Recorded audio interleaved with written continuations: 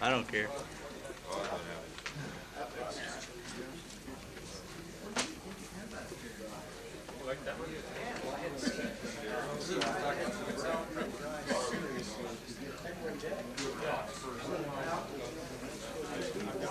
This is the grazing session in case any of you are a little worried.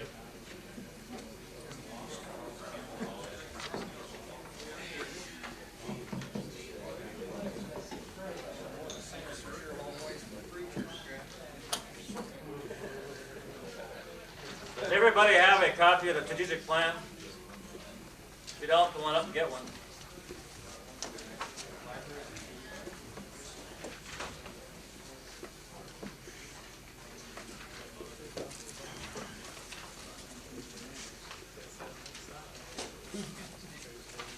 Anybody else? Take one back to you as you go.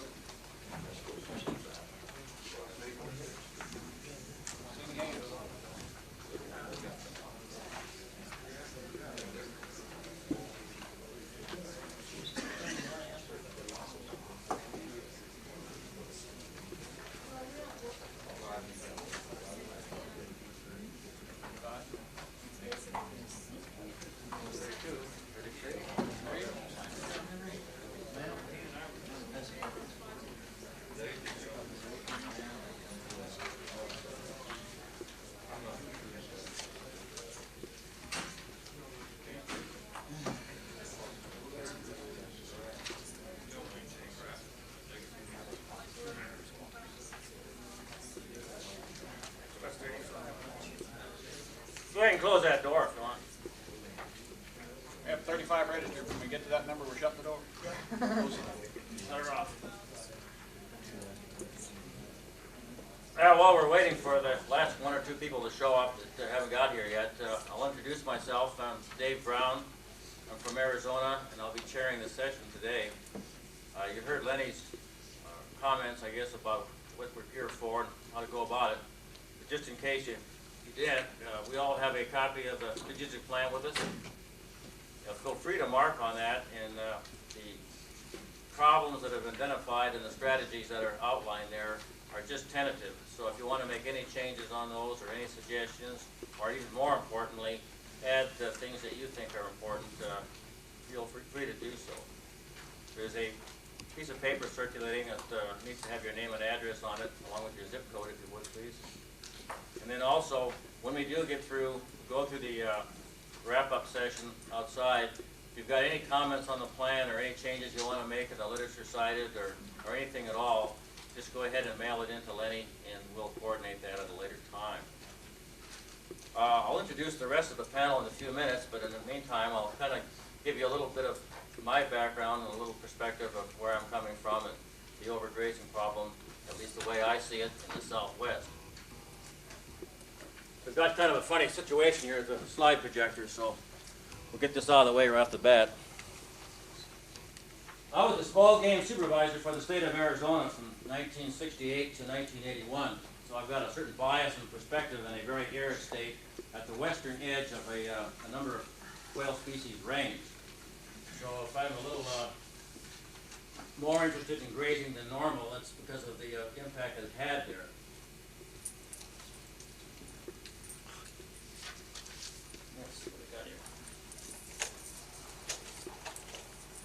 First of all, I want to introduce you to a real quail. Yes. Been hearing about all these bob whites and all these things, and here we got a quail which is a lot bigger and a lot this is sporty and a lot more unique. Colorful. Colorful. This is the Mearns quail, or as it's popularly now called by the AOU, the Montezuma quail. It's the Mearns subspecies. Confined in the United States to the states of Arizona, New Mexico, and in parts of West Texas. I use this bird to begin the session because this is the one bird that there has been a number of studies on that have involved grazing and the distribution of Mearns quail, because the species is extremely sensitive to grazing pressures. This is this oak savanna type habitat, which is again relatively unique to the Southwest. The 95% of the population in Arizona is on the Coronado National Forest, or at least 95% of the hunted population. And then, like I say, it goes into New Mexico and parts of West Texas. And it was long known that Mearns quail disappeared where grazing pressures were excessive. And the bird has a reduced distribution today, which has been attributed to grazing, and it's no longer found in large areas of Texas, parts of New Mexico, and northern Arizona where it formerly occurred. And this is why. There's no way that a Montezuma quail or a Mearns quail can make a living in this habitat. But the effects of grazing are far more subtle than this, because this is the exception now.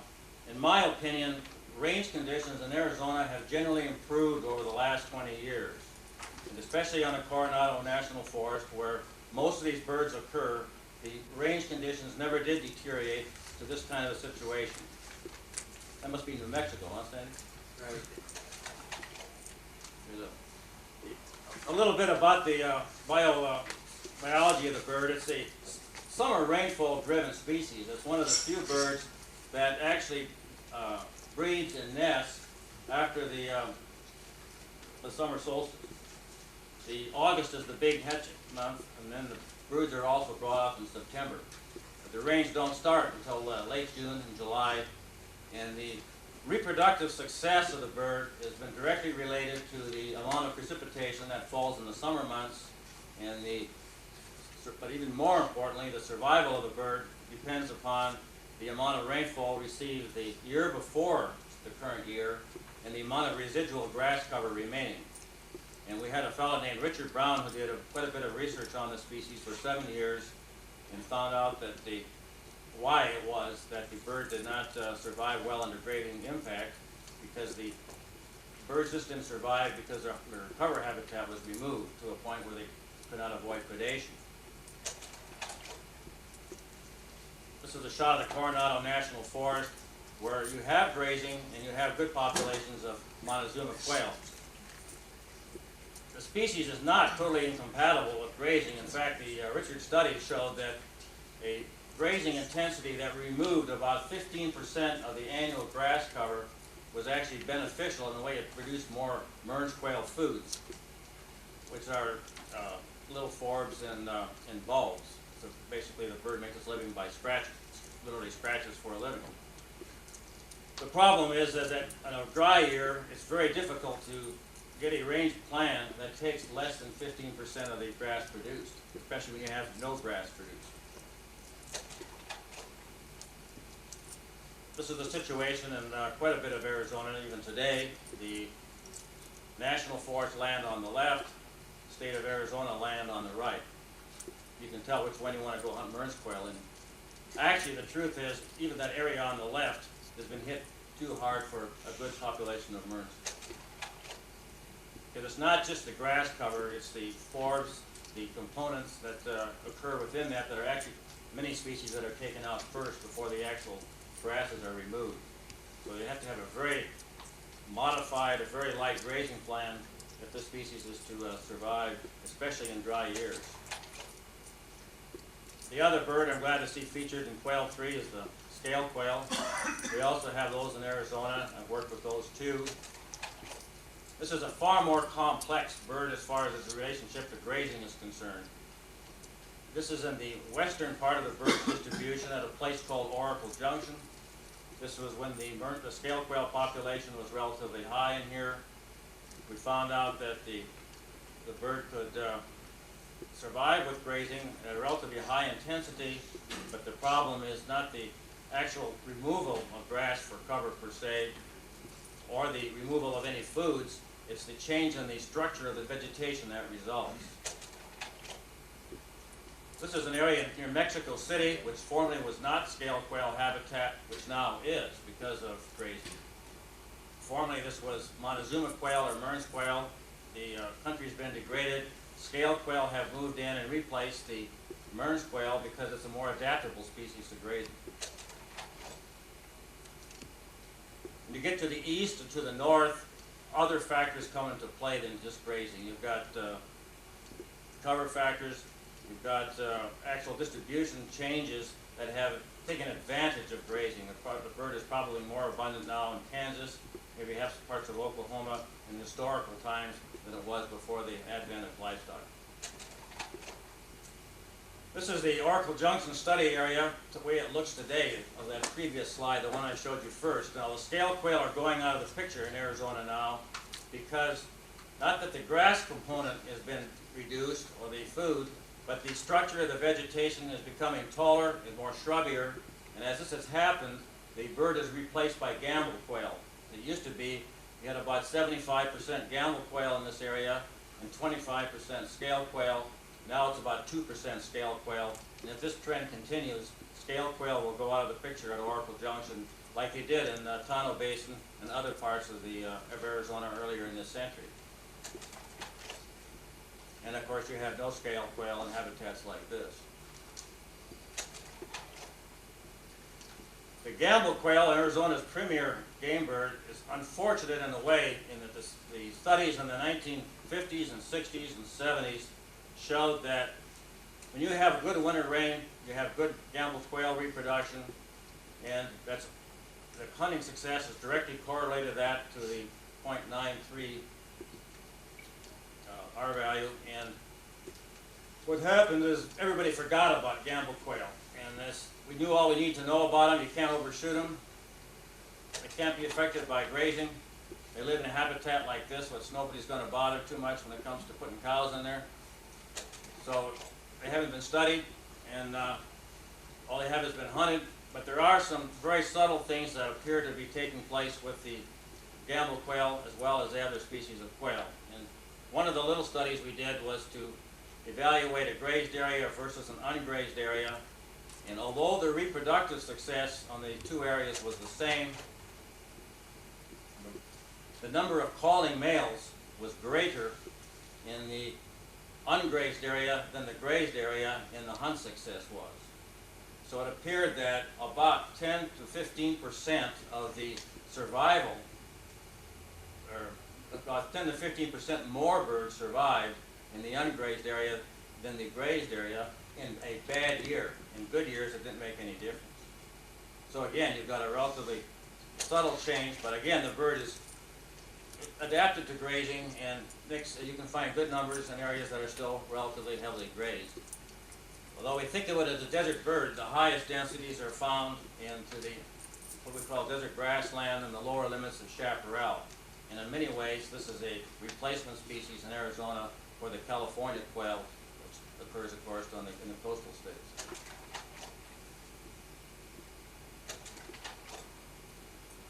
But the hypothesis on that in fact, why more birds survive in the ungrazed situation has got to do with nest predation primarily. The nests are found at a less frequency, and a few more chicks survive, but again, primarily in bad years.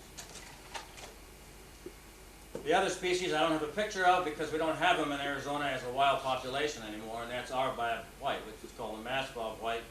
Still occurs in Mexico, and it occurs in this area right here, and the reason why is the abundant grass and forb growth. It's gone in Arizona as it is in much of Sonora. The population is being reintroduced at Buenos Aires National Wildlife Refuge at the present time, but the jury is still out as to whether these captive birds that have been raised in captivity and then brought up by foster parents will be able to survive in the wild and persist as an ongoing population. It may be that Arizona always was at the fringe of the bird's range, and it may not support a population even without any grazing in the long run. One other species of southwestern quail is, I'll just introduce this one to you, it's the elegant quail, sometimes called Douglas quail. It's found in Sonora, western Mexico, and it's a good species because nobody's ever been able to show any effects of grazing on this bird. It lives in a habitat that looks like this in summer, and a habitat that looks like that in wintertime. And if you want to have a tough bird to hunt, that's it. But I can say there's no evidence that this bird is affected by grazing because it's a brushy, scrub-adapted bird, even more so than our gamble quail. With that, I'll introduce Clay Brown from the Colorado Department of Wildlife. He's got a slide or two, and then we'll go on from there.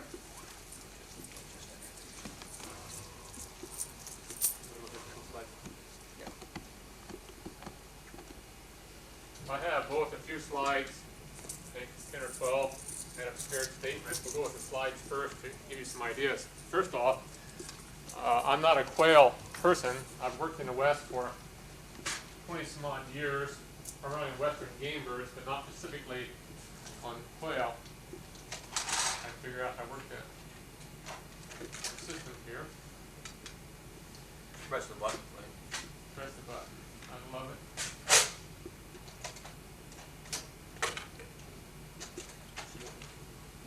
These are the western rangelands that I've done a lot of work with, and there really aren't any quail in here. Now, in certain parts of the West, you will find California quail into habitats like this near some certain canyons, for example, in Idaho and also Nevada, and even into Oregon. But in Colorado, we only have three kinds of quail: scaled, the northern bobwhite, and Gambel's quail. And Gambel's quail are introduced there. But in looking at, this is what I call high-quality rangeland, not presently grazed by livestock. The annual forage production out here, in terms of pounds of herbaceous forage per acre, is probably in the neighborhood of 1,500 to 1,800 pounds of forage max in a good year. And so this is typical of what we would think in terms of good native rangelands. In contrast to this rangeland, which is certainly not in good condition, it's very heavily grazed by livestock. The sagebrush density is the sagebrush in this particular picture. Sagebrush density is quite high, much higher than it would be under quote pristine conditions, which occurred many moons ago. In looking at it, we have livestock grazing like everybody else, and livestock grazing can be very intense. The number of AUMs per acre are quite low. You may have as many as 40 acres per AUM. It's not like the Midwest or the East where it actually rains. We're looking at a precip belt here of roughly 8 to 13 inches of total moisture. And it really is not the most productive rangeland to start with. Then you throw livestock grazing into it, and it's even a wee bit more depauperate in terms of forage. In looking at the situation, this is an ungrazed river bottom in northeast Colorado. Again, a dryland site. This looks very lush and whatever, but we're looking at 14, 15 inches of moisture here. But you have pretty effective moisture along the river bottom. This is an ungrazed site. This is where we have our best bobwhite populations. Unfortunately, this particular type of site is rare in appearance. Most of it looks like this. Most of the river bottoms in eastern Colorado and throughout the West are heavily grazed. You see a highlining type situation through there. A covey of quail would have a tough time making a living in this particular situation. And this is typical of most of the private lands in Colorado and throughout the West, and it certainly extends into the public land situations also in the West. Cows even go, we have mountains which go up to 14,000 feet in Colorado. Cows even go into the alpine, subalpine. Believe it or not, no quail there, mind you. But the cows wind up in some of the darndest places, as do sheep. These are sheep in the alpine. The herbage production here is about 400 pounds of forage per acre per year.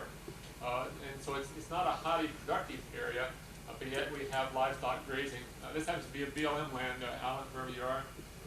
This is Cinnamon Pass in Colorado. And of course, the same thing happens in these high elevation, dry situations. It happens elsewhere. You get a breaking of the turf, you get a lot of bare ground. You think this might be great for a quail. It's not good for anything. Maybe Himalayan snowcock, which haven't been introduced yet into Colorado. Many of these rangelands are poor. They're just flat out poor. This is the type of habitat we'll get Gambel's quail into, but it's also grazed by livestock. There isn't any area in Colorado and throughout much of the West, even the rocky breaks, that cows don't wind up in. And again, we're looking at herbage production here that is quite low. Certainly in this situation, we may be looking at 400 to 600 pounds of forage production annually per acre. The same way, sheep, it's really a depressing situation. And on top of this, then we have range management. And we have livestock management, and then we have range management. And range management, for the most part, is eliminating the shrub component, which is the only thing protecting some of the grasses. And then, once the shrub component's gone, then putting more livestock into it. This happens to be, again, public land in Colorado. The private landowner sprayed this, thinking it was his, even though he knew that it was Bureau of Land Management land in this situation. It was not sprayed by the feds, but it was sprayed by private landowners with ASCS support, SCS technical advice. Everybody thought it was his land. It wasn't. And so this is what we'd like to see throughout the West, where we have quail and where we have other game birds. We'd like to see a productive community without shrubs dominating it, and with a lot of grass. And if you look close in some of these areas, you'll actually see an occasional bird, which does not happen to be a quail.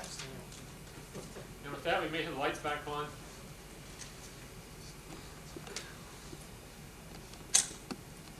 Alan, while you're up, why don't you go ahead and introduce yourself and tell what the BLM is up to as far as grazing and quail are concerned. Okay. My name is Alan Sands. I'm a wildlife biologist with Bureau of Land Management in Boise, Idaho. I've gotten volunteered for an assignment here several years ago to prepare an upland game bird strategic plan for the BLM. And like Lenny's task earlier, the little extra projects that you take on and you aren't provided any time to do because you've got a full-time job to do, makes it a slow process in terms of evolving. But we're making progress on this plan and hope to have it out here September or October of this year. Well, let me give you a little background on BLM. For those of you that aren't familiar with Bureau of Land Management, it's the largest land managing agency in the nation, 270 million acres in primarily the 11 western states and Alaska. Nearly all of the lands are, or a high percentage of the lands are either desert or semi-desert rangelands. We do have quite a bit of acreage in Alaska that's tundra, and we do have quite a bit of forest land in western Oregon and northern California. But again, for the most part, most of the lands are desert and semi-desert. Give you a little background on the agency. BLM is the steward of the lands that nobody wanted. These were the public domain lands that we originally acquired and through the Louisiana Purchase and the various things that resulted in land acquisition. But the point I'm trying to make here is that we have what's left over after national forests were carved out of it, after national wildlife refuges, after national parks, after all of the gifts to the states, after all the private land incentives to turn the property over. And this has resulted in a couple of things. Number one, we've probably got some of the lowest productivity lands in the nation, and we very frequently in a lot of areas have a scattered land pattern where the really productive sites have been occupied by private ownership. I'm thinking now of a meadow area, even as small as Cinder Spring, a 40-acre chunk may have been acquired by a private owner. He then controlled all the grazing in that particular area because he provided a single water source. So the scattered pattern presents some problems to us sometimes in managing some of these lands. Most of these arid areas do support some type of upland, at least one species of upland game bird. And in some areas we have 7 or 8 species of upland game bird that can be found on the same acre. A lot of our habitat has been degraded over a history of abuse. a nickname for the Bureau of Land Management is the Bureau of Livestock and Mining. And that was coined because of our history of our development. It was the combination of the grazing service and the lands and disposal agency of the nation. So we've had a long history of livestock grazing on these lands, and then the 1872 mining law really encouraged a lot of mining development. These are very traditional uses of the public lands, and to be quite frank with you, those uses carry a lot of clout politically, and really have affected our regulations and that kind of thing.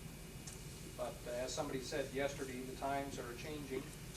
In 1976, the Federal Land Policy and Management Act was enacted, and that charged us with largely retaining these public lands. We were in a disposal mode up until that time.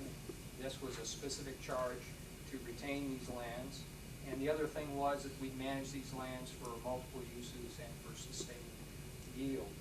In 1987, our Fish and Wildlife Director initiated a program called Fish and Wildlife 2000. This was the first time ever that a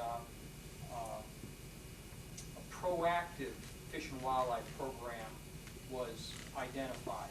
We've always, or I shouldn't say we've always, but our evolution in terms of wildlife interest and wildlife management has come about by initially having wildlifers inputting into other decisions, the mining, the grazing, and so on, to try and reduce the impacts of those uses. So it wasn't until 1987 that we really kind of stepped out and says, hey, wait a minute, we've got some responsibilities to these critters as well, and therefore we should have an active management program for these animals themselves.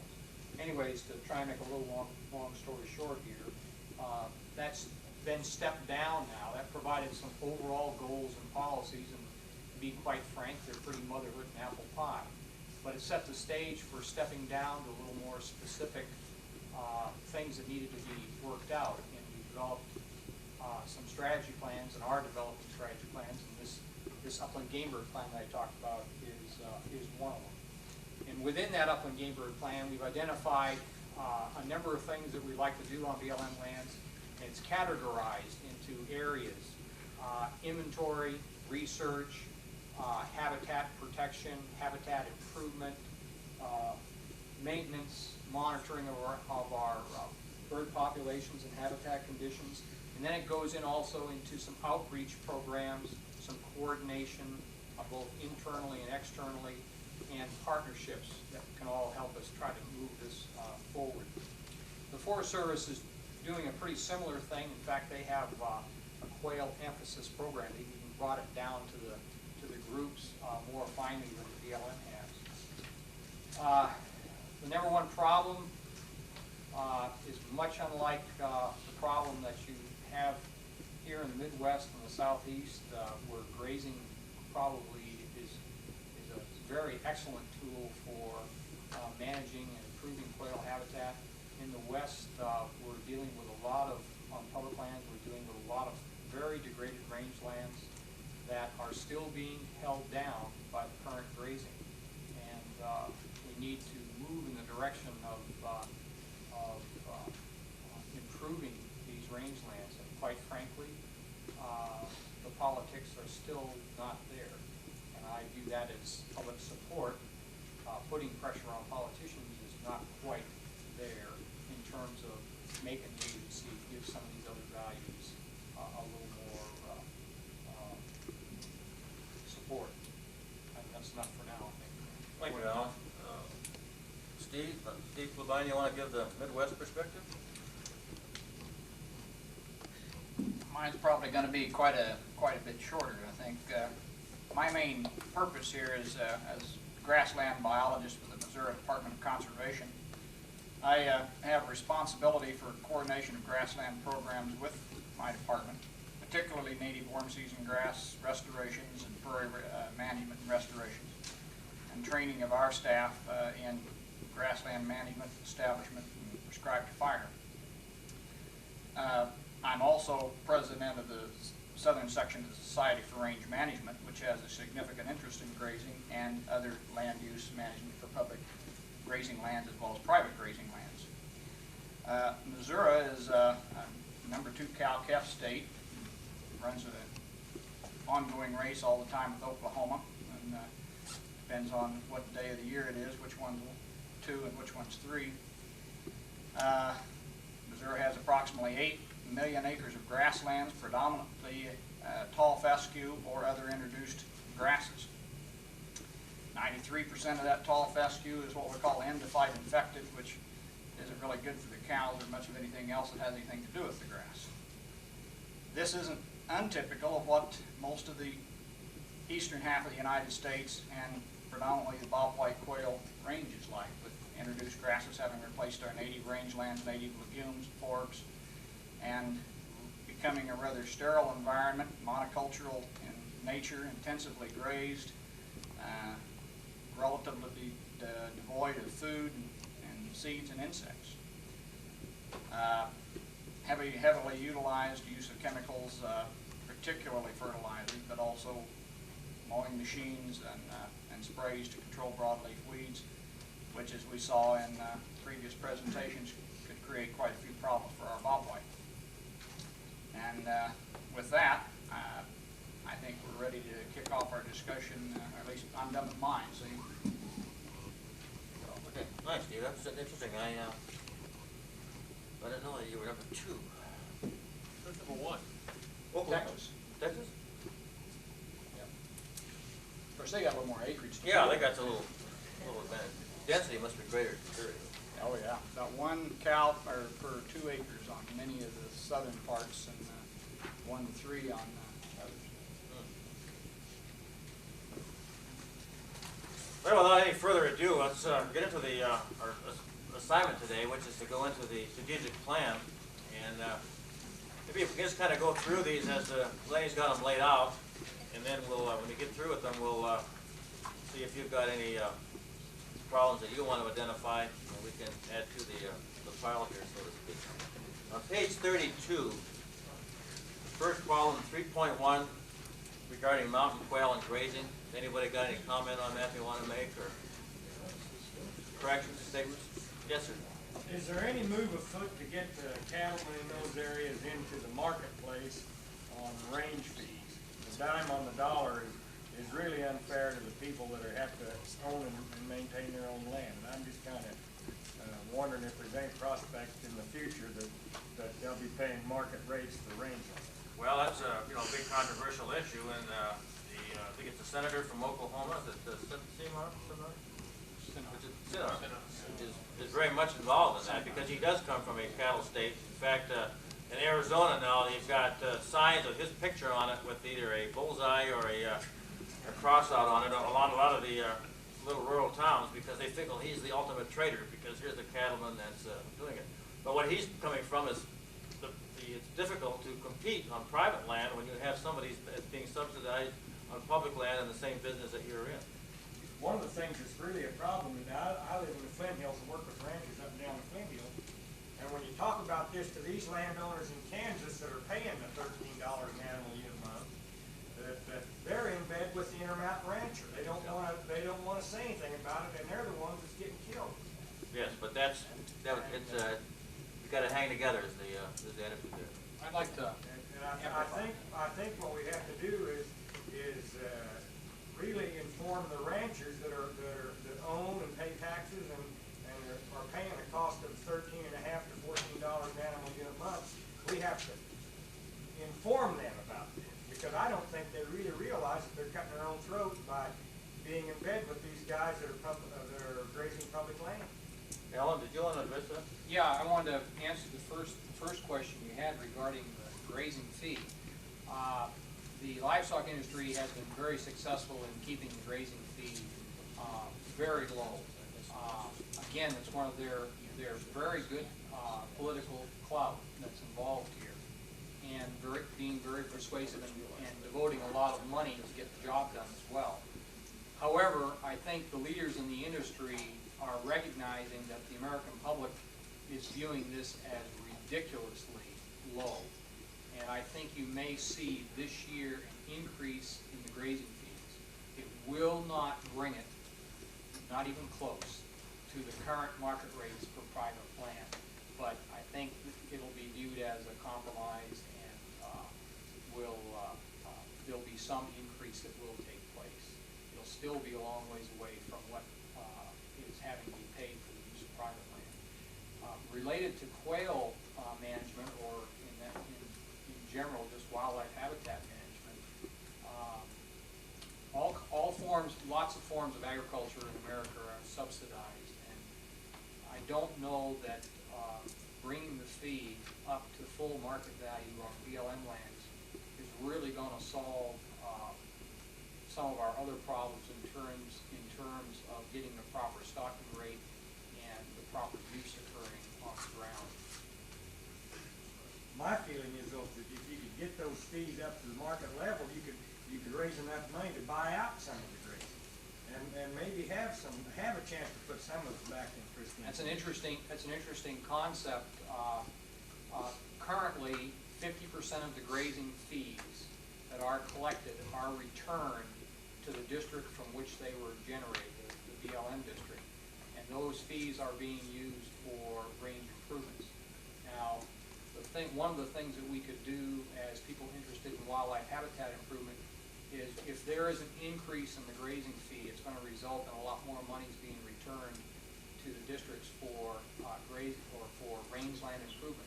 That money can be used for wildlife habitat improvement, and it might be a real good strategy to have some sort of lobbying political effort to make sure that the increases that come about, that a percentage, I don't know, go into improving fish and wildlife habitat. There might be sufficient political pressure if people are working in that direction to have that happen.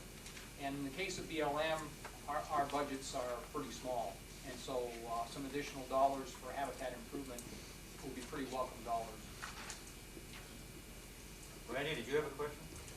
Yeah, or more a comment than a question, Dave. I guess I'm a little concerned about that statement from the standpoint of not really knowing what it's trying to get at, because in some respects I can almost make an argument from the other side that we ought to be giving it away, because if you give it away, then it's likely that the ranchers are going to have less say-so in or clout in what's going to go on in something that's given away. That's the thing of below cost grazing leases or timber sales is really complicated, and there's a lot of in and outs, and what I'd rather see us is directly address the need to have appropriate livestock management on particularly federal and public lands, and not get so much into the middle of whether it's below cost. The grazing fee issue, I think, is really an economic issue more than a game bird management issue.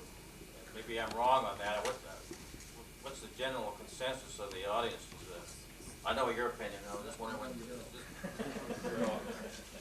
Yeah. I think the underlying thing is, in today's knowledge, we have a responsibility, BLM, whatever, to manage those lands as an ecosystem, to improve them more than try to bring back the degradation that's already taken place. To maintain those lands in a much more stable and much more natural vegetative community than what we find today is more important than even what the cost is, the going rate. Though I think that's a factor, but I think the responsibility is the management of those ecosystems. And I think the way to get to that is, I know is through information and education of the American public, and in turn through our national Isaac Walton League, our Sahara Club, the National Wildlife Federation, and whatever, is the ones that politicians are the most likely to listen to, because it's the other side of the political spectrum. As long as those people, I know the BLM has changed a lot of their management recommendations. By the time they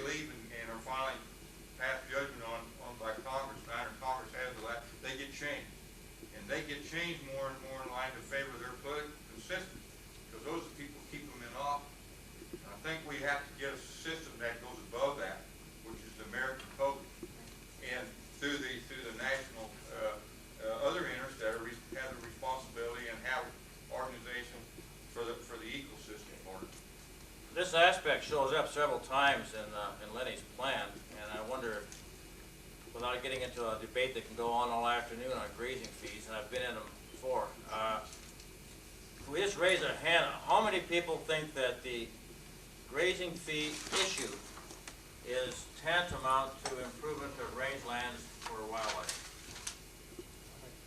I don't.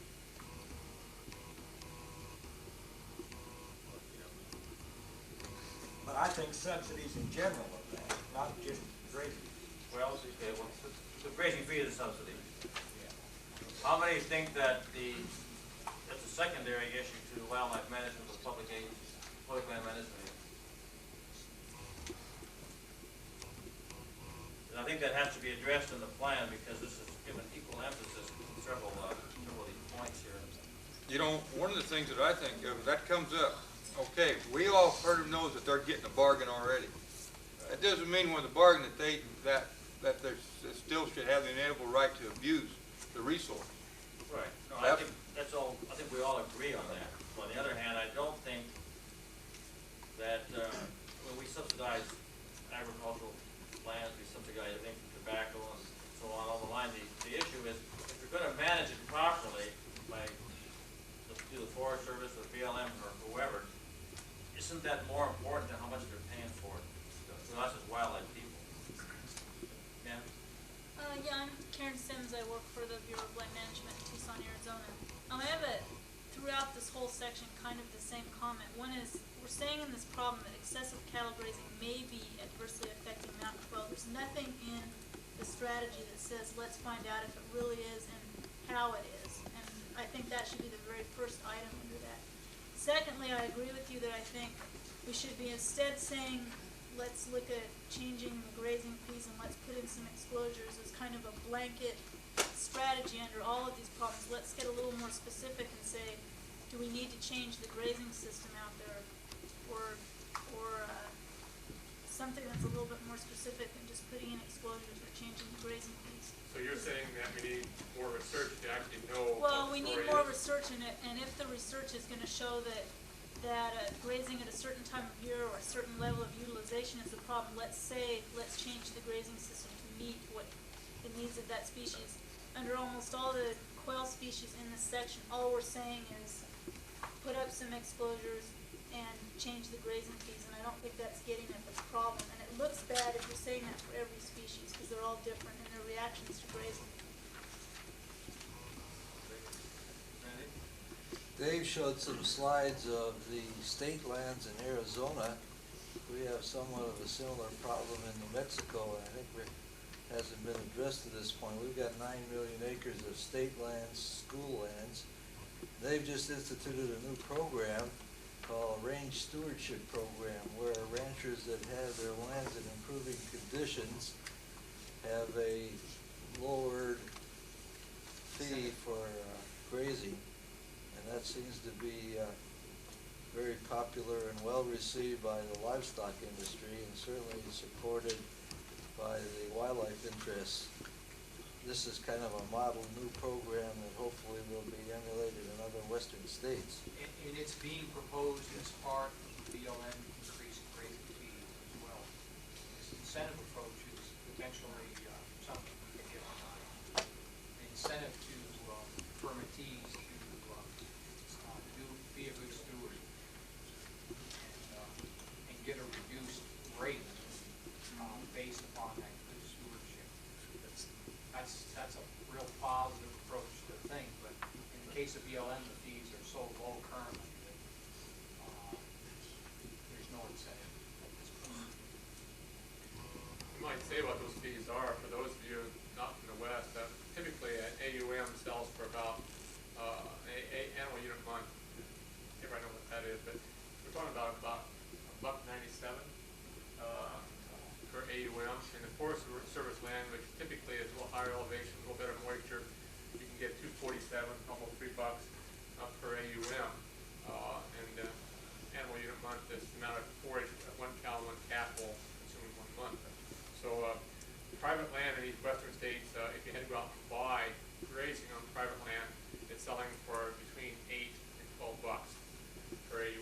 leases on BLM land are going for that much. Ranchers will say too, though, that it's not private land, and I should be paying a lot less for it, because I have to put up with hunters, I have to put up with hikers, I have to put up with bears, and I'm saying, these other guys don't have to do that. So I think the more you charge, the more demands they're gonna put on, that could backfire all over, you know, more brush control, more shrubs and better grasses, introduced grasses. So I think, you know, we have to decide what is an acceptable rate. And then is a point well taken here, work on solutions to it, of which, just raising the fee is not a solution. I don't believe. yeah.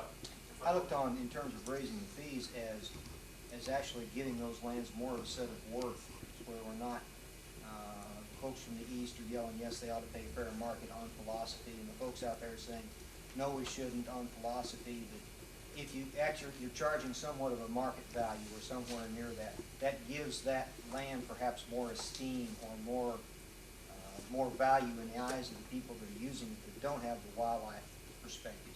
It's still worth something. Plus, bottom line is, this is then money that can go back to like the BLM and be used to improve it.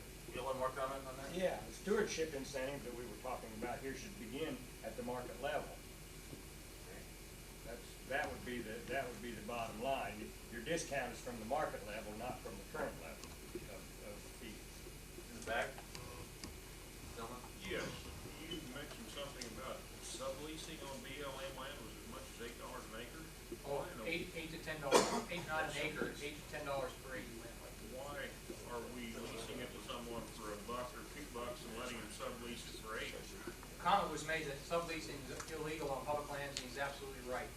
Grazing regulations were written by the livestock industry, and you can drive a Mack truck through the loophole. Have we did it for You something just, to do to not to close this? This seems like somebody's getting the raw end of the deal, and it's the American public.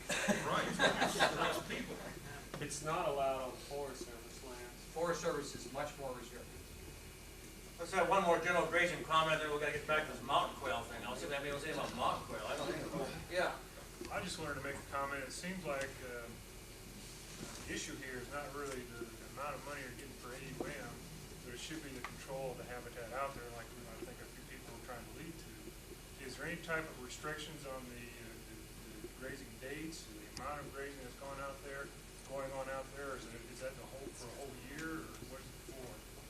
That depends on the plan that the Forest Service or the BLM implements for a particular ranch and a particular leasee. Is that right? What's the plan based on? Is it for species or for the actual production of preservation of the range, or what's it for? You're hitting on a real important weakness in the range management program in BLM.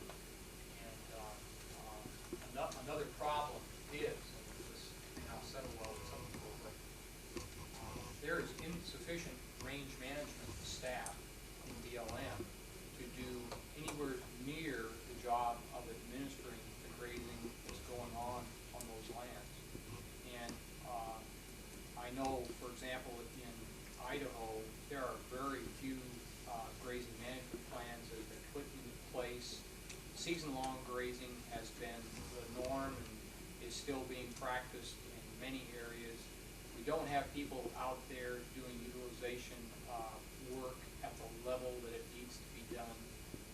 Another strategy in terms of and this has been happening too, by the way, our wildlife budgets have been increasing, and I think a lot of it's been the public's recognition of BLM lands and some of their values.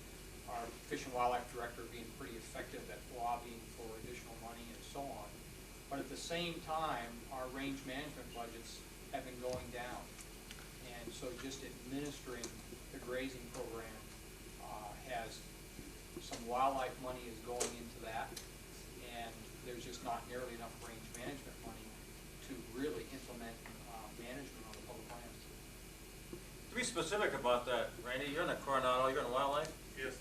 You know, I know Mearns quail are recognized as a species on the Coronado National Forest as a wildlife species.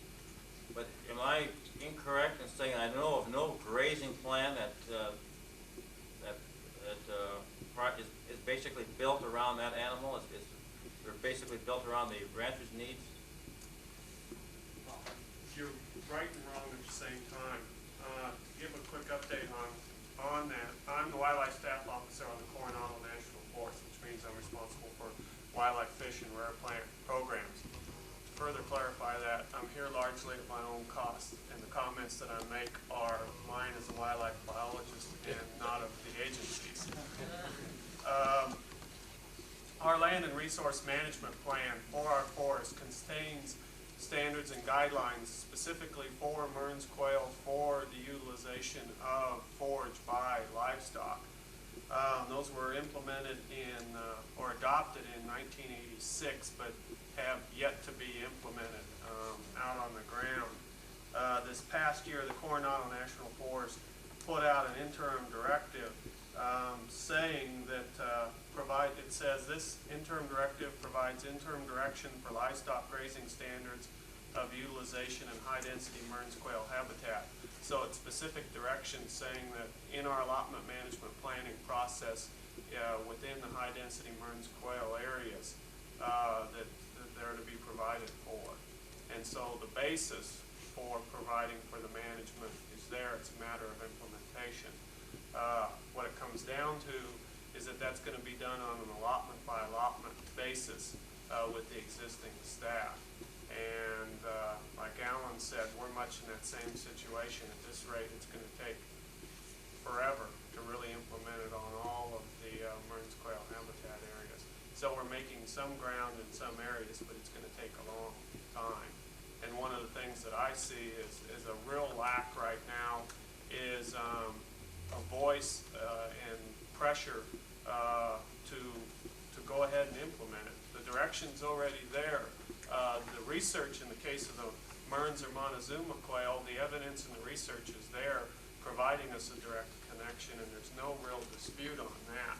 Now it's a matter of implementation, and what it's going to take there is appropriate influence and pressure being put on forest supervisors, regional foresters, and others to get that implemented.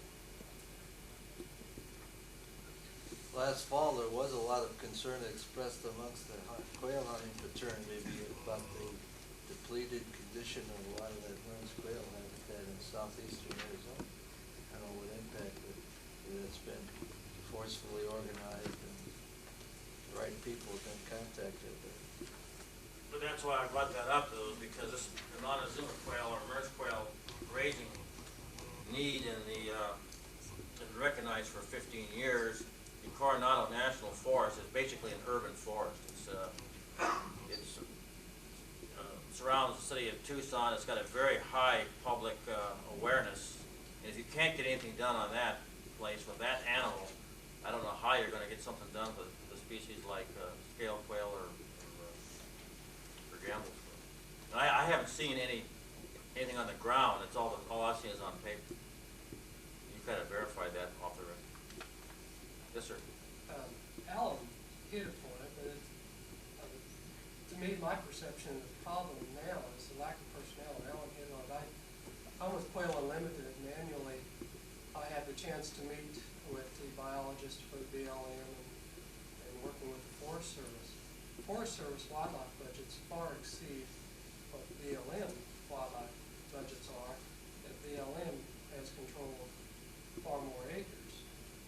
And I think that one of the things that we need to do is influence greater appropriations for assistance. The laws are in place. Alan and his biologists know perfectly well how better to manage the grasslands of the West. But when I meet with the biologists of the BLM, like this past year in Albuquerque, they're managing several hundreds of thousands of acres to millions of acres per biologist, and we can say all we want about how they need to improve the plans or change the grazing, but if the guys can't oversee those acres, nothing's going to get accomplished. So they need greater appropriations to wildlife budgets for both agencies. The bottom line is economic. Grazing fees ought to pay all of that, and if they can't, then the grazing fees aren't high. not getting excited about going through this stuff because basically the comments that we're getting are relevant to almost all the species that are addressed in the strategic plan. And, so we're not really getting off the track here. We're actually discussing the things that need to be discussed. Yes, ma'am. Listening to all this, I'm wondering if we should possibly propose another problem statement, and that being that the lack of range and wildlife budgets in the federal agencies is limiting their ability to manage quail properly. Excellent. And under that, then you could put some items about appropriations or grazing fees or that sort of thing. Yeah, I think that's a real good idea, because then you could bring, for those that want to bring up the below-cost grazing lease effort, you could mention it as a subpart under that, but mention it specifically on the strategy that as it goes to fair market value, that those returns, rather than going to the treasuries, should be returned to the local agencies for improved management on the ground. Why don't you write that in there on the back, Well, that back way of the other page? lands will pay their own way, and there's nothing wrong with that. What is improved management on the ground? I've got that question. I'm getting the feeling that less grazing is improved management for wildlife. Is that not right? Generally. Generally. In So some are we talking cases, about enforcement? Is that well, what in we're some talking cases, it can also be other things such as rest rotation systems, using more pastures, maybe establishing riparian pastures that are not grazed at all and very limited. So it's a combination of, sometimes it's fencing, sometimes it's water distribution, reduced numbers, sometimes rangeland restoration, any number of things can improve management. To me, the bottom line one and the biggest one is reduce livestock numbers in most cases. Gentleman in the That's back not has the a. only We're answer. really talking about enforcement then, as far as wildlife work now, correct? Well, not necessarily enforcement, because in other words, the current levels of grazing that are being prescribed for in a lot of our Montezuma quail areas are excessive for Montezuma quail. They may not be from a range management standpoint, but they are in terms of some other ecosystem values. And that's not a matter of enforcement. Somebody used the term here earlier, maybe we ought to be heading for ecosystem management. That'll take care of everything. You can't manage the birds without managing the cows, the grass, you can't manage the insects or anything.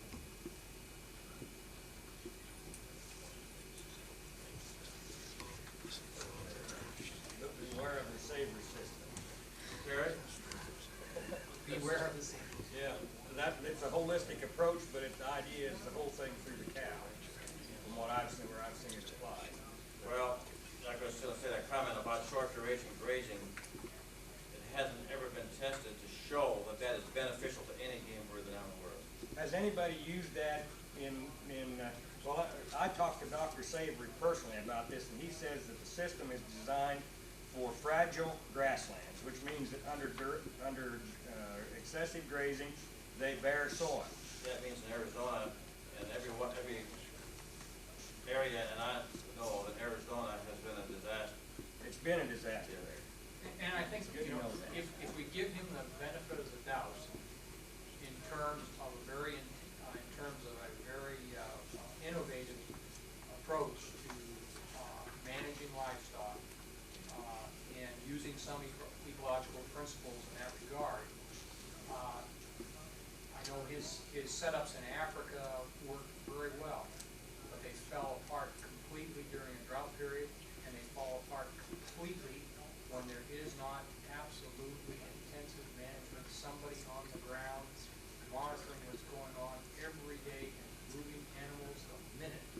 Because when you stock it at a higher rate, your window of flexibility is extremely tight.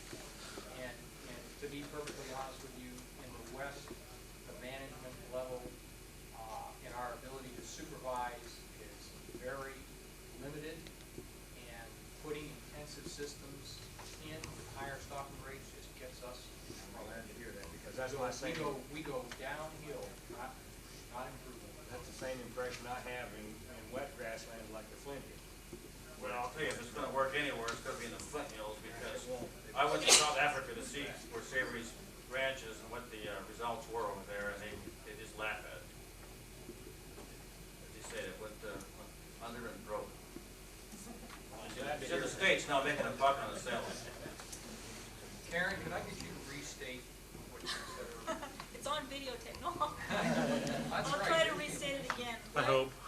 What I was saying was that I think we should add a problem statement saying that the appropriations for the range and wildlife budgets in the federal agencies is not sufficient to ensure that proper management of quail is occurring on the public lands. And underneath that is a strategy. I think that is where we should put items about the grazing fees and or incentives and or increasing appropriations to those agencies instead of having them spread out into all these different other items. Along these same lines, although as Alan mentioned, the BLM budgets are going up. I was talking with Dave Allman at Phoenix last week. He estimated in order to fully implement Fish and Wildlife 2000, they needed to double their budget. It was at half of what it ought to be. The program for upland game birds in the Bureau is identified at, from now until the year 2000, to be about $48 million. So what is that, 7 million per year or something? I personally have a problem with that. I'm gonna incorporate that into the problem strategy sessions and incorporate it into the plan for lending. But I'll tell you, I don't think you can buy game birds. I don't think you buy it by paying feds more money. You want to get less cows out there, and you've got a problem with Montezuma quail or scale quail, depending on the situation where it may be.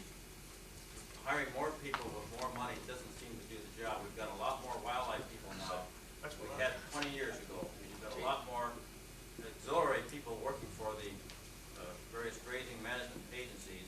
And I don't see any improvement that hasn't been driven by economics.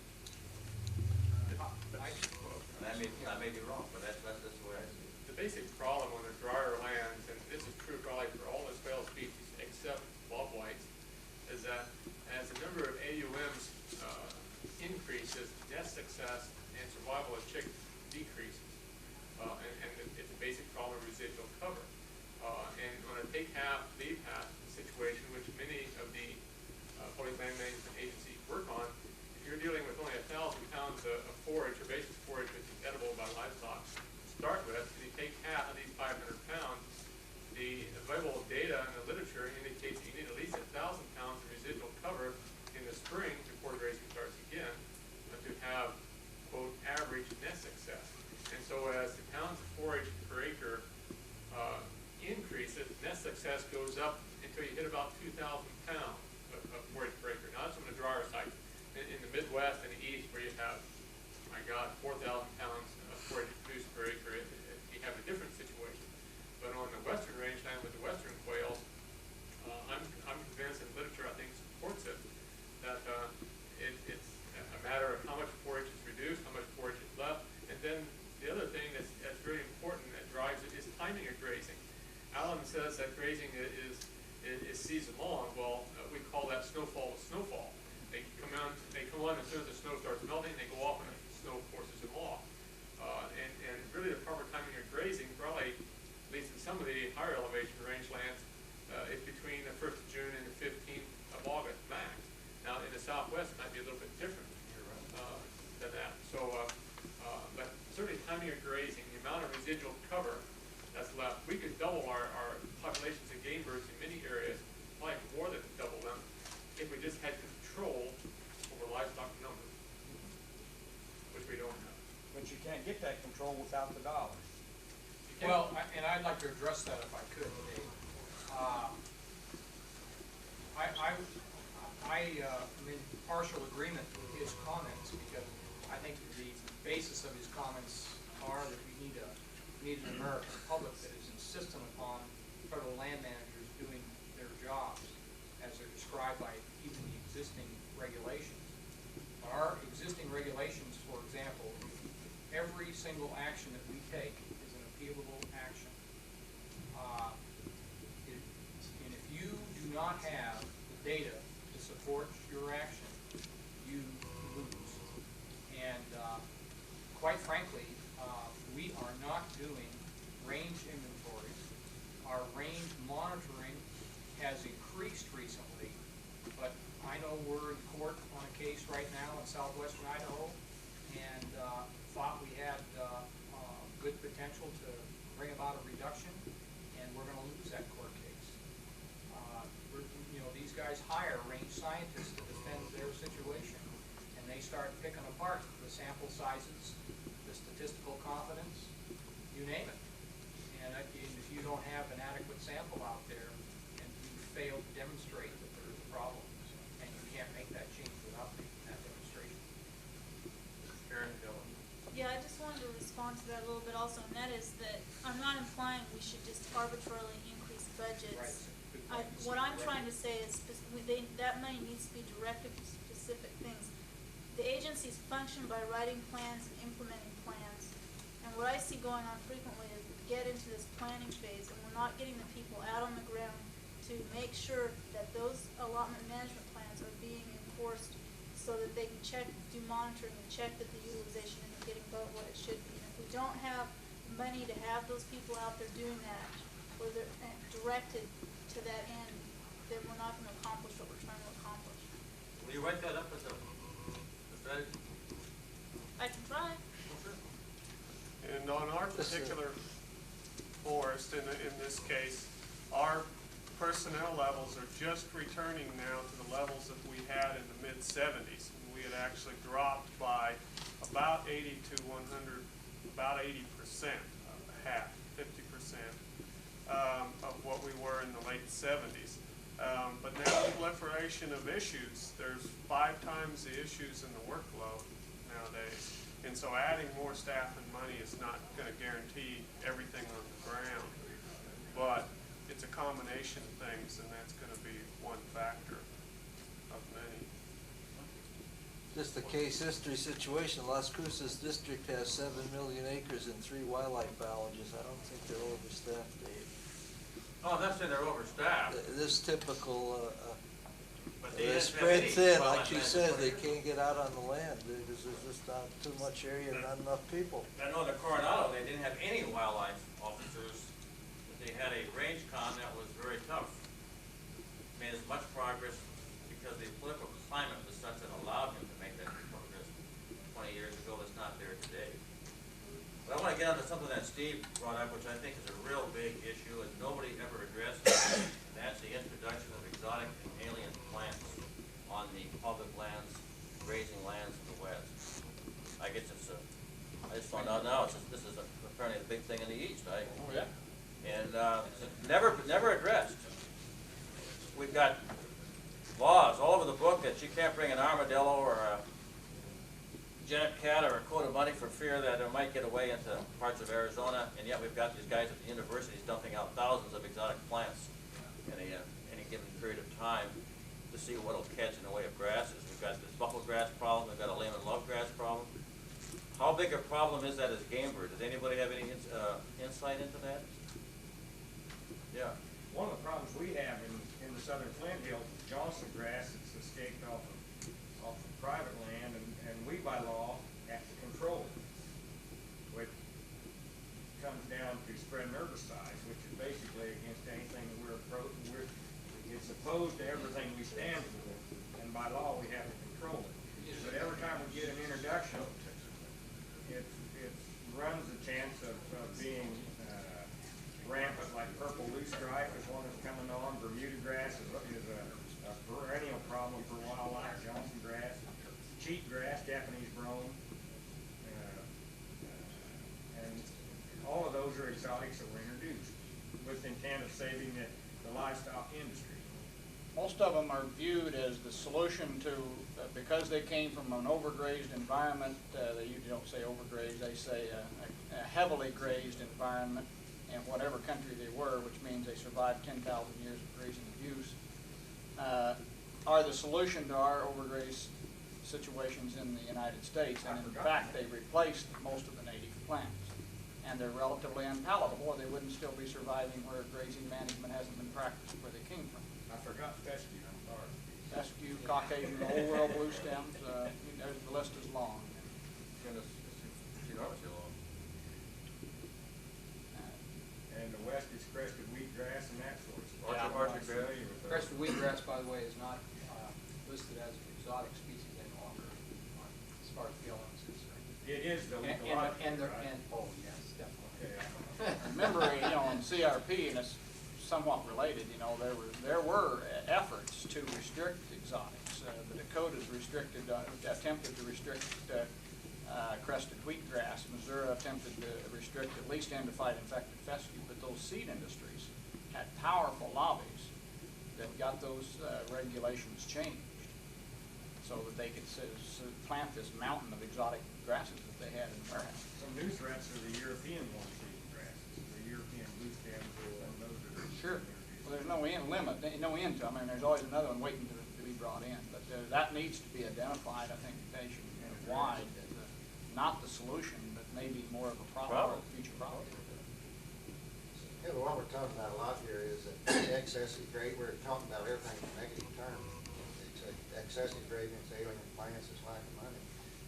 And I think if you look back at the original concept of range management, as it originally started, was fairly compatible with not only livestock grazing, but wildlife populations. I think that's about what we ought to. I think that was what the gentleman referred to, managing ecosystems. I think the original concept of range management was to maintain a ecosystem and manage your livestock to be compatible with it. And I think that's gone completely by the board in the last 50 years with the looking for the quick fix all the time. Well, we've gone on the hole, we've got to get back somehow quick. And you've got this introduction of alien plants, you've got the cabling of junipers, you've got various fire prescriptions, and on and on and on.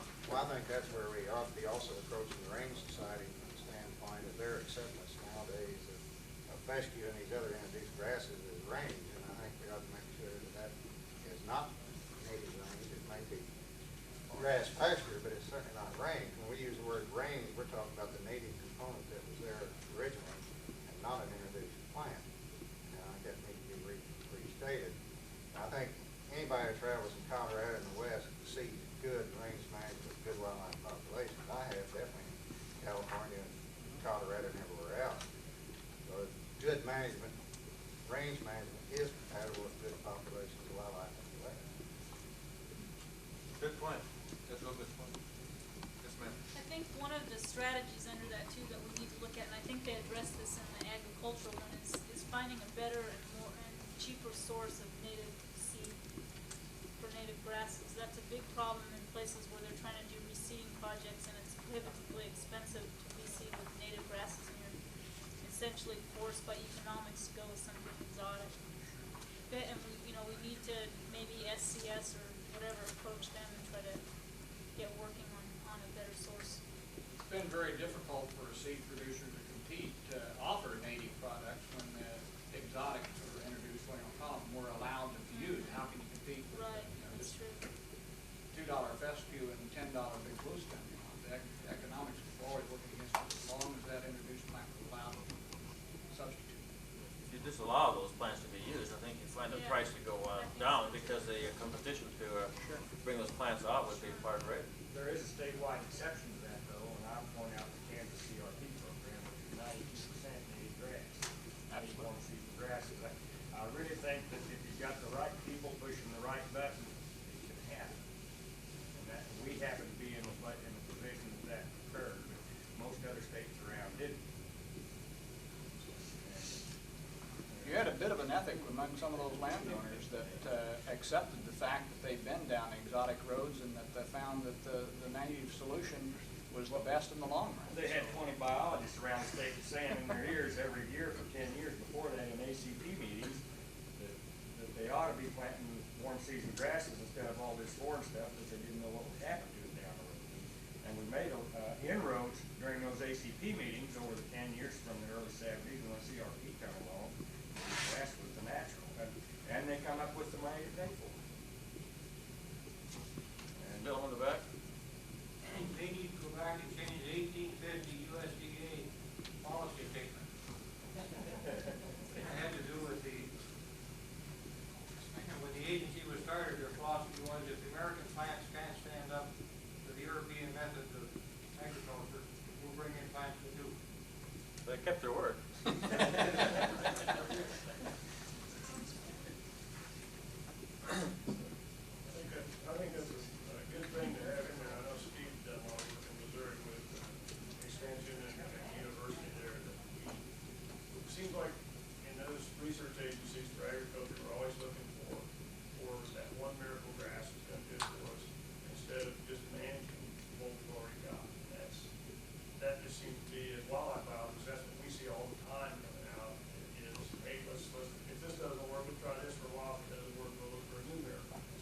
fisheries guys looking for the miracle fish, and before that, the game bird people looking for the miracle game bird. Most of them are over that. Dr. Paul. Aren't a lot of our preferred food species exotic plants for many quail species? There are certainly some. A lot. There are some, but I think in non-farmland situations, like western situations. I'm talking about farmland situations here, and I'm talking about western situations. I mean, I'm not trying to diminish the scope of the problem associated with exotic plants, but they're at the risk of being bombarded here. There seems to be good exotic plants, and there seems to be extremely bad exotic plants. Give me a western good one. a good exotic is three and less than these. You know, it naturalized in the prairie and became an ecological part of the prairie, and it's been a benefit to all seed-eating birds, including quail and prairie chickens, and it's very unobtrusive. You hardly see it. If you don't know what you're looking for, you won't be able to find it, and yet it's all over the fluvials. But that is one exotic that naturalized, and it naturalized in a way that was unobtrusive and beneficial. But even it was a substitute for native legumes that we took out with. That's right. But for every one of those that's a success, like the ringneck pheasants, you can name 150 that's an absolute disaster. And I don't think I'd call it a knock with the fillery. So, Try before again. Like I say, you know, the ones that have gotten away in the west, which are real pests now, like lemon lovegrass, Medusa wild rice.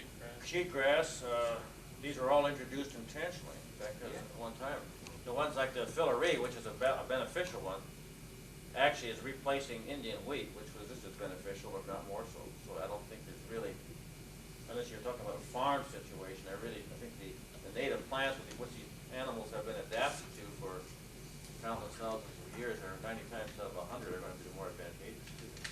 but the thing is, if you can put a sound ecological scheme on those rangelands, then those plants will either naturalize and behave themselves, or you'll have to do something mechanical to get rid of it. Well, it might be biological too. Still sitting here, though, I think we addressed it. I would anticipate in the audience that there's quite a bit of knowledge of what we do need to do out there on the ground, especially in the west. As far as range management, we're not addressing the problem is how you're going to get it on the ground. And I think we can get it on the ground and figure that problem out. That's our problem, not the other, some of the other issues.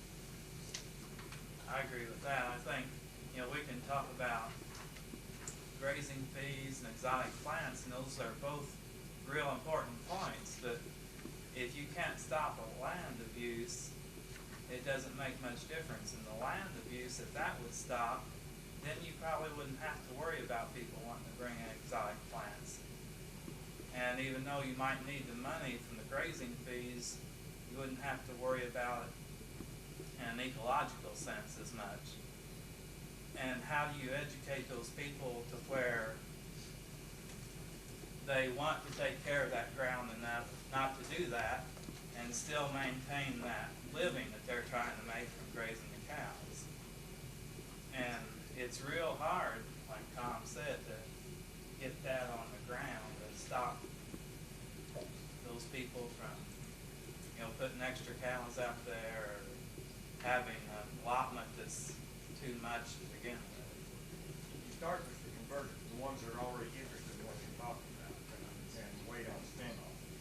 Because what you're talking ultimately boils down to is political pressure. You have to have the public want their rangeland managed as ecosystems. And that's a long process. After what we've seen in Missouri, has been the most successful, I believe, is where we have worked with landowners at the state agency, and once you convince a few number of landowners, just take something as simple as a hay date.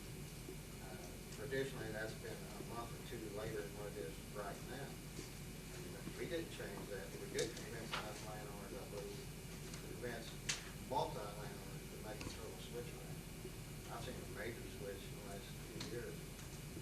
I think he's right. I think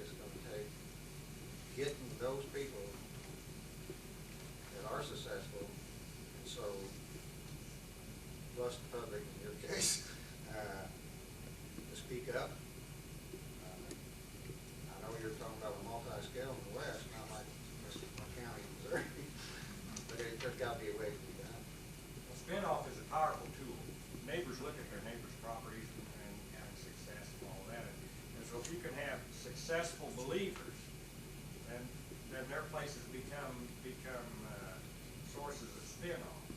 And the first thing you know, neighbors are asking, how can I do that? Range Society can do that. Yeah, that was the point that I wanted to make. It appears in our discussion that the land user is kind of an adversary. What we're really trying to do is in spite of what he wants to do. And I think the system's gonna be successful. There needs to be mechanisms involved in order to make the leases of this land become feel that they're a part of this an improvement. And maybe that's through I&E, maybe that's through a form of extension to get these people involved. And more than discussions in meetings to let them know, us as scientists, of what we know and feel the whole system, what's going on out there. And you're not gonna convert all of it. You're gonna, surely these people are not entirely just adversaries because it's for their own long-term being and their livelihood is livestock producers. We gotta learn to get them involved in it, and so that they become a partner rather than an adversary. Sure. And I think the success of this thing, as far as getting these things implemented, is what strategies that we are able to use that coaches them in a positive aspect so that they're a partner rather than put upon. You had a question you want to? Had a comment. I think one of the things that's been touched on but not really brought out, most of the landowners, I'm not talking about those that are leasing land, but most of the landowners do not deliberately do things to that land to degrade or abuse it. I think one thing that we've fallen short of, quite frankly, is we talk a lot about producing quail, but we talk very little about producing dollars. And if I'm on the land to make a living, then ultimately that's going to have to be a decision, or a component of any decision that I make. I think that's one thing we need to stress. As an example, we spend a lot of time, or the universities have spent a lot of time talking about tons per acre of forage produced, very little on the economics of that ton of forage produced. There's been at least one paper that I saw that indicated that in the long run it was probably more economic to use the forage. It didn't produce as much tonnage, but actually it was more economical to produce in the long run, get a better bottom line for the farmer. I think that's something we probably ought to concentrate on somewhat as well. I'm not an Easterner. Is private hunting on private lands here a paid thing pretty much like it is in Europe, or is that? No. It's starting with no. Oklahoma, Texas is Oklahoma. But it's not like Europe where every farmer has pretty well got his place leased out for a certain hunt club or something. No.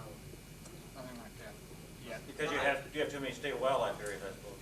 I work with a lot of landowners who are interested in wildlife and interested in doing some things, but they're not going to subsidize the whole farm operation to do that. They need to see some way to make profit off of it.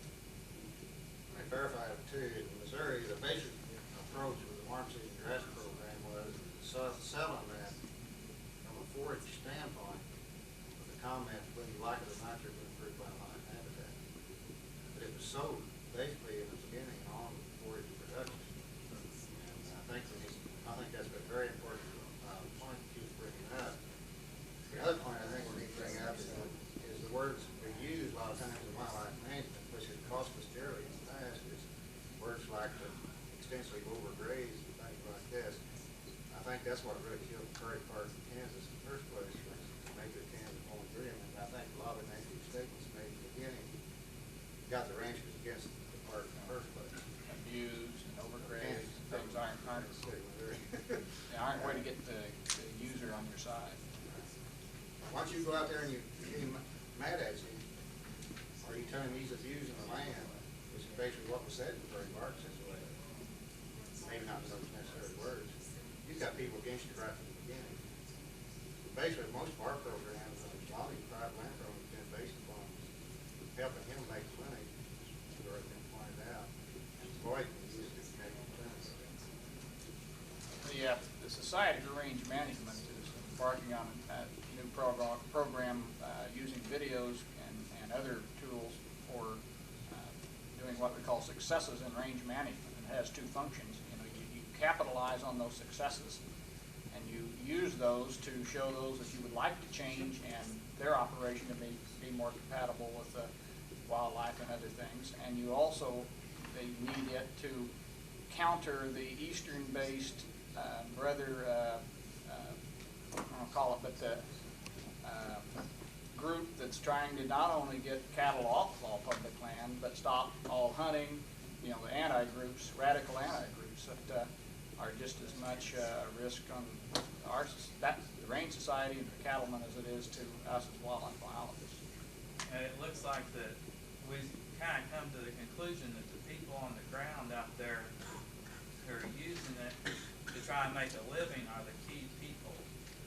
And we talked about two ways to go about working with them. One is to say, look, this is, in the long run, this is what's going to be good for you if you treat the land right. And the other way is to say, look, this is what you're going to do, period, and we're going to enforce it. And someplace you need to decide which one of those routes you want to go. Hopefully it's the way, that you get that person's cooperation and get them to believe. That's tough, but the other way is alienation of the people that are actually on the land. That's a complex thing because it's so different in different parts of the country with different landholders. We have absentee landowners in lots of places in the West. We have permittees that are there for the short term, right next to somebody who's there, who's got a family ranch that's been in his family for 3 or 4 generations. They have different attitudes, and you have to, if you want to, and they have various blocks of public land involved. You have to have different strategies for dealing with all these individual people, because that's what they are. They're individuals. Just a matter of interest. Is that land those preferential leases? Do they have that from now on, or do they bid on it, or? It's essentially a preferential lease. It's, in the case of the BLM, they're renewed every 10 years. We probably could do away with the permit at that time legally, but it's politically, it's not even considered. I mean, at 10-year intervals, you don't consider reducing it either. And that would be an action that would be appealable as well. And they don't even slap their hand for subleasing? If they don't drive that Mack truck through the loophole, then we slap their hands, and we've done it to a couple. But they just, it's unfortunate. You probably pick on the little guy in that case. He doesn't know the right words to say, and he tips somebody off. But most people know the right words to say to avoid that situation. Yeah. Is my assumption correct, though, that there's no game bird that can't tolerate some grazing, except in extreme situations, if it was done properly, or if it was done compatibly?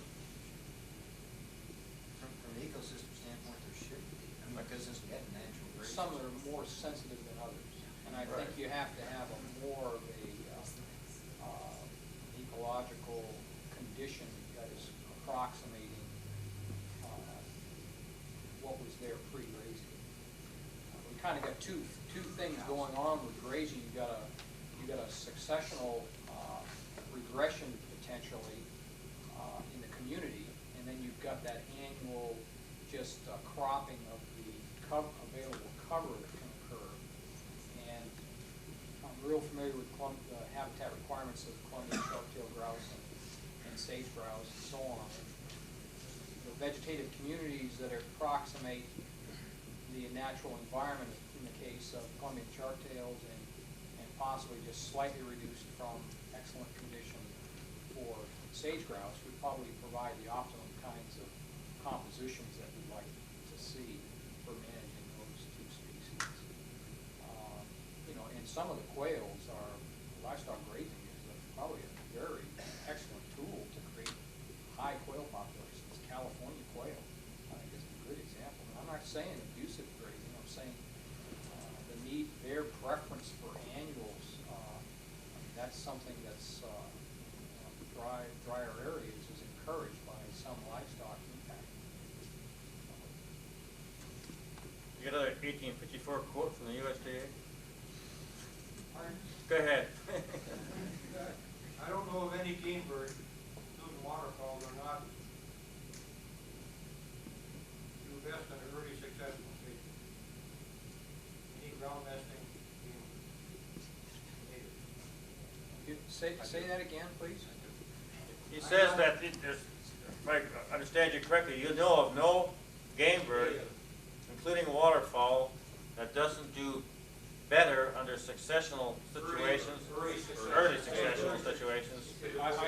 I'd say, just exactly like I said, sharp-tailed grouse, and sage grouse. In the case of mountain quail, I think, no, I'm saying these species need communities that were largely representative of almost the pristine situation. no, yes, no. Are you familiar with the habitat requirements of those species? Of what? Of sage grouse? No, Pardon me? I'm not familiar with the mountain one.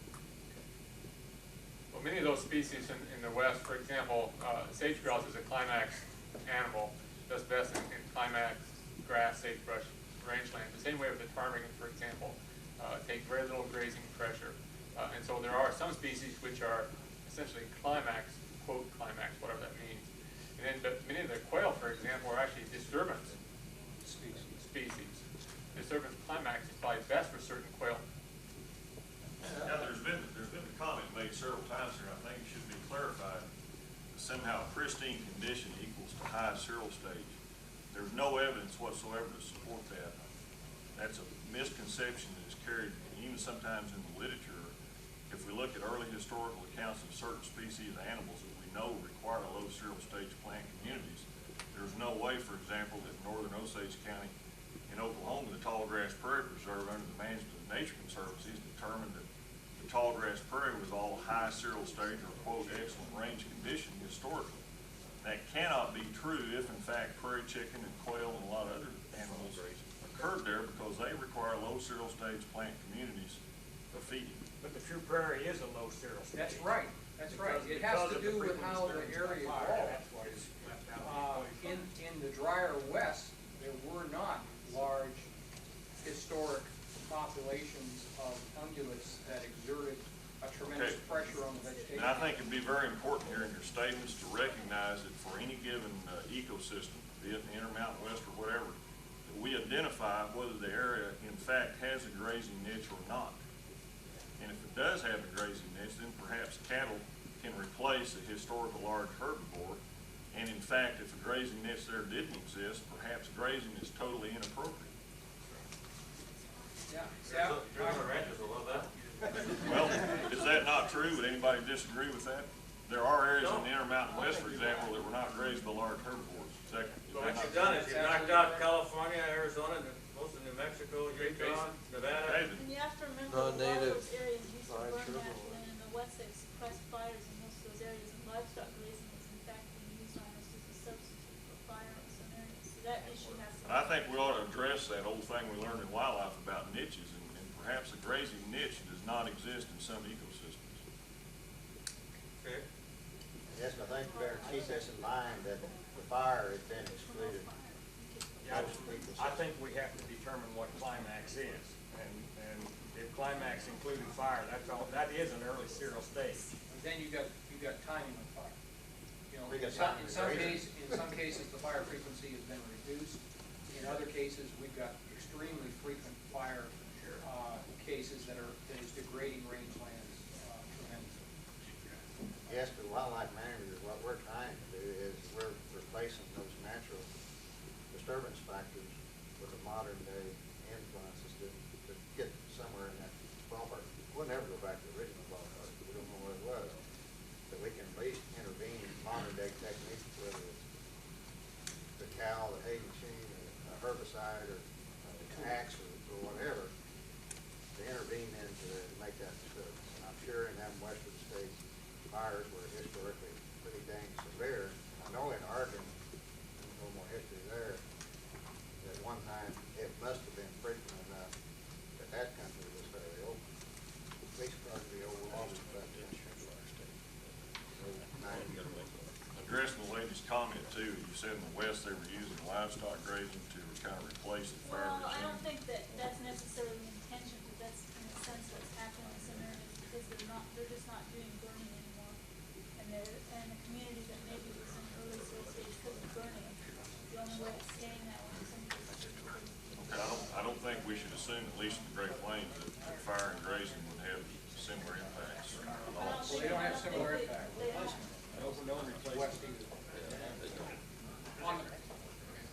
I was just gonna say, getting back to game birds though for a minute, anybody think of a particular game bird grazing issue that needs to be addressed, that's not addressed anywhere in this plan? That should be in here? Somebody said it earlier in terms of mountain quail that, I think it was Karen, that we've identified as a problem, that grazing may be a problem. That reflects the fact that we probably don't know that grazing is a problem with that species. And so I'd say there is a need for some additional research. There is very little research on mountain quail, and there is a need for additional research in that area in particular. I go along with that. Sure. I had a couple of things before we run out of time that I wanted to specifically ask about. Okay, good. One was that, based on what you said in your slideshow, problem 3.3 on page 34 says, excessive grazing practices and below market using of public lands for grazing is compromising the quality of quail habitat on a broad scale. To me, that sounds inconsistent with what you said in the slideshow, that grazing had maybe some subtle impacts, but it wasn't a real big problem with that species. Is that correct? So grazing can be a problem. Right, but this statement makes Yeah. it sound like it's a big problem on a broad scale, and I think maybe that needs to be rephrased, that they're more how you said it in your slideshow. Yeah.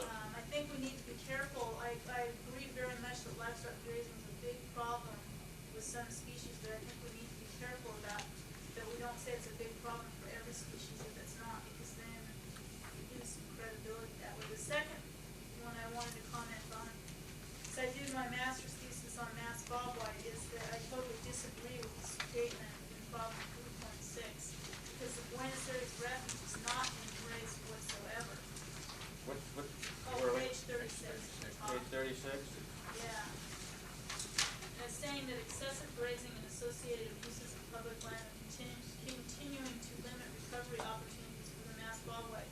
One, the refuge where they're being reintroduced is no longer grazed. And two, there has been no other sites but that refuge identified in the United States for recovery. So I think that statement is completely erroneous. Yeah, it is. And then under the strategy, the recovery plan is in the process of being updated at the moment. It's in draft form. And they are beginning to do some work in Mexico, and I think that's where the work's going to have to be done on looking at grazing and bobwhite, because there just isn't anywhere in the U.S. where you can do that. So those are my comments on that. Good, those are good ones. There isn't anywhere in the United States where we have a potential for recovery of mass bobwhite other than the Buenos Aires. I think there may be some other areas where there's a possibility, but the way the recovery plan's written, they're not going to consider any other areas until it's been successfully accomplished on Buenos Aires, and so they haven't really addressed any other areas. And the big problem is that Altar Valley is the only place in Arizona that's been identified as known historic habitat for the species, so anywhere else you put them is going outside known historic range. No, that's not true. Santa Cruz Valley down there, right, too, Santa right? Cruz Valley. But that's not public land. But that's not private. public land. It's a very big question whether you'll make it on Buenos Right, Aires. and I think that was, they didn't want to get into trying to put the quail in other places until they saw if they could do well on the refuge. Which is yet to be done. So, good point. Right, it's not been accomplished yet. Anybody else finding in here that they want to change? One range management practice that seems to be either beneficial or damaging depending on its extent is brush control. At least I don't see that mentioned here. Regarding what species? See, brush control can go, like you said, a guy today showed the slides of the juniper being burned, and that was having a negative effect on bobwhite. If that would have been within scale quail range, I would have bet you dollars to donuts that would have had a positive effect on scale quail. If you that had as much debris and so forth left over as they were showing those pictures there. So, the same thing where the guy gave a talk on scale quail having a mesquite shrubby component in Texas that was really number one importance to him. That's what's taking them out of the picture in Arizona when that mesquite and that shrubby stuff gets to the point where it makes it more advantageous to gamble quail than scale quail. So it depends on it's really a complex issue. It depends on where you are and what species of bird you're dealing with.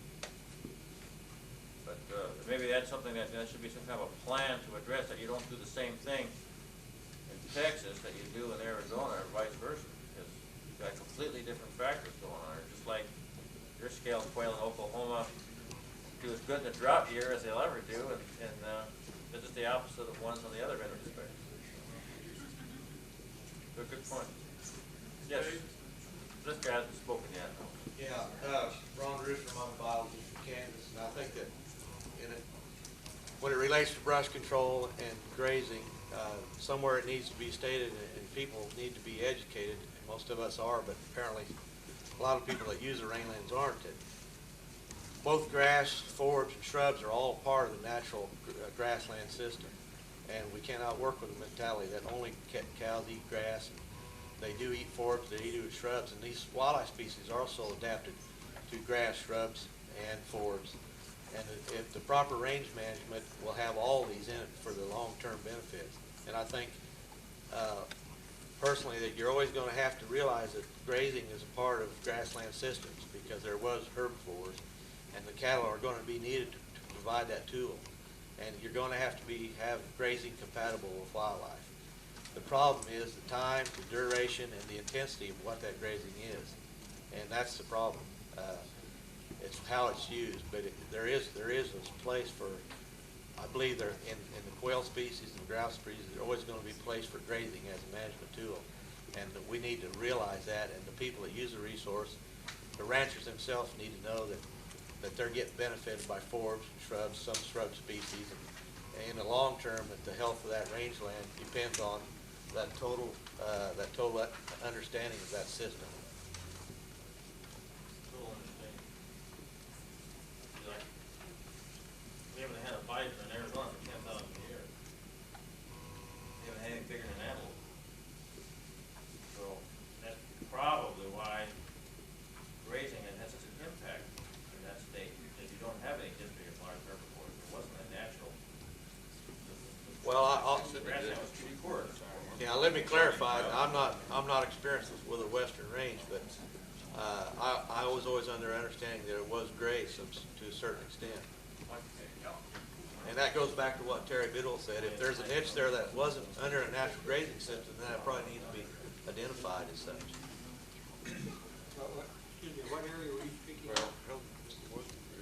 I'm just saying I'm not familiar with the West, but in the grasslands of Kansas, and I would consider Oklahoma as being pretty similar in a higher rainfall belt.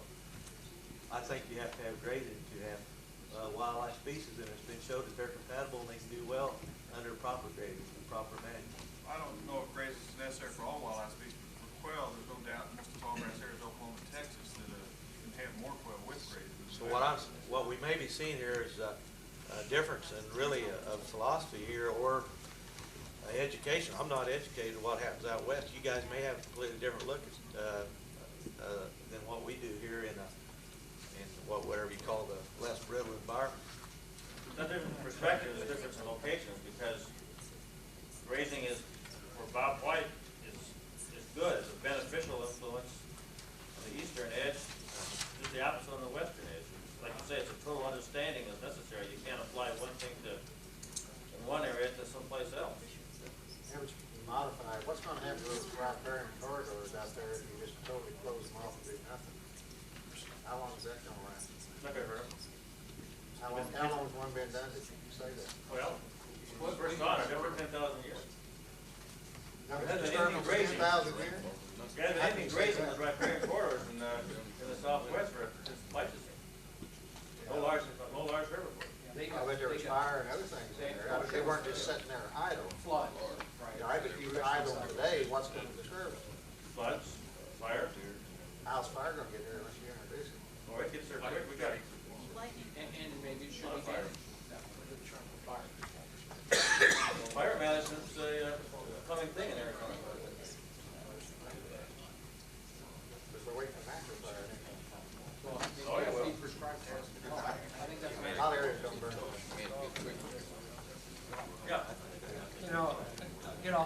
here just a little bit, but a problem that I've seen, a theme throughout the whole plan has been, to me, the stick approach toward the leasees or landowners or ranchers instead of the carrot approach. Might I suggest another problem is that worded something like there are not any currently in place financial or social incentives to influence either landowners or grazing permittees to better manage those lands. Clay, you probably already got this down, in some sense, because we've been bouncing around this topic for a long time. Dave, you mentioned it earlier, when we were talking about adding more government employees, that's probably won't solve the problem. If the problem gets solved when the landowners and the ranchers realize that this is a better way of doing business. And maybe we need to concentrate on either the financial or the social influences that will convince them that this is a better way of doing business. Now don't ask me for strategies. Well, that's why that guy in England gets those people to not spray herbicides on that top 10 meters, because they get a social and an economic benefit from those game birds. They're not doing it just to be totally altruistic. They're getting a financial reward and a social reward as well.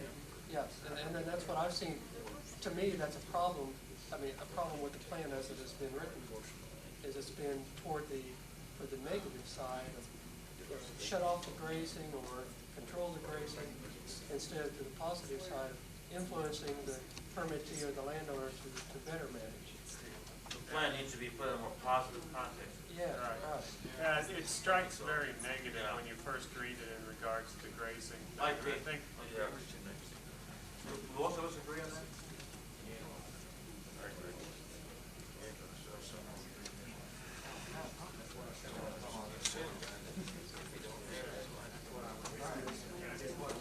We got about 3 more minutes. Anybody got a word of wisdom they got to put in?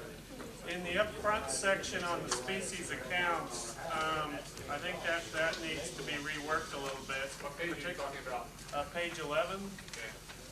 In particular, pages 9, 10, and 11. In particular, like on page 11, the Montezuma quail.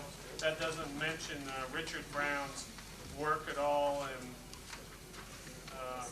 I think that section is a bit off.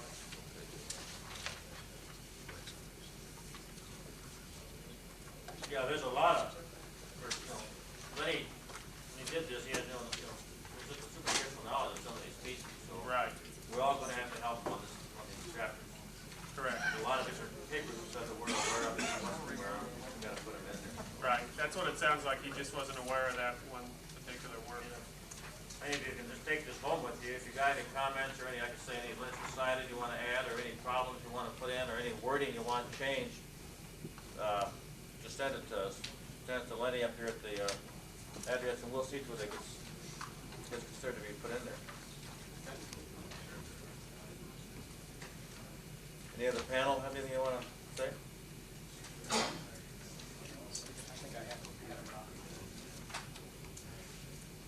Yeah.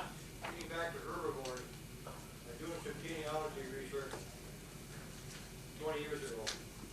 1650, the early colonists on the eastern seaboard, they hadn't got back very far. They went out with a horse and wagon, 2 or 3 weeks hunting bees in Baldwina. One of the things that killed them were buffalo. Mm-hmm. That's why it's Buffalo, New York. Actually, it wasn't, but it probably was not. Northern Ohio.